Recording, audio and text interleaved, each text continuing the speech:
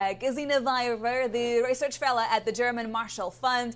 Good morning and great to have you on the show. There's a lot of speculation at this stage as to how much progress we'll and how much change we'll actually see unfolding for the UK and the EU's relationship. I'm just wondering, what do you think we'll get on that front? How much progress do you think we'll get on all of the different topics that they are supposed to discuss?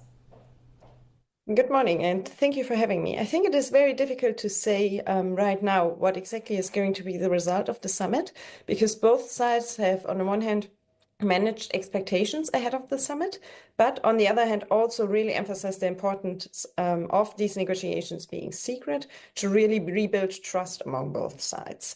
Overall, there is certainly a good window of opportunity and probably the highest political will to move on and to really get to a more ambitious framework for cooperation in the field of security and defense, obviously as a consequence of Russia's war against Ukraine, but also the increasingly shaky security commitments from the Trump administration to Europe.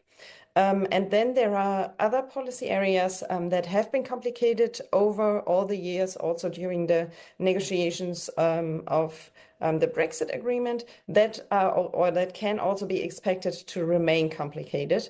And these are, for example, the entire question of fisheries, in general, of market access and economic questions, but also of youth mobility and freedom of movement. I also would like to look at this from an UK perspective. We had local elections not too long ago, and of course we are seeing more and more support for reform. I'm just wondering, what is the delicate balancing act here for the Prime Minister as he tries to negotiate a closer relationship with the EU? So Keir Starmer is in fact in a difficult position here because we see that, for example, the British public is very supportive of more support for Ukraine and also really in favor of working more closely with other Europeans on questions of security and defense. So overall, there is a willingness also to rebuild the relationship, also because many voters realize that Brexit has harmed the UK's economic performance, for example, and that it has not delivered the results many people were looking for. But on the other hand, Keir Starmer will not want to appear too pro-European and basically get back to rejoining the European Union or whatever. That is absolutely not on the table here.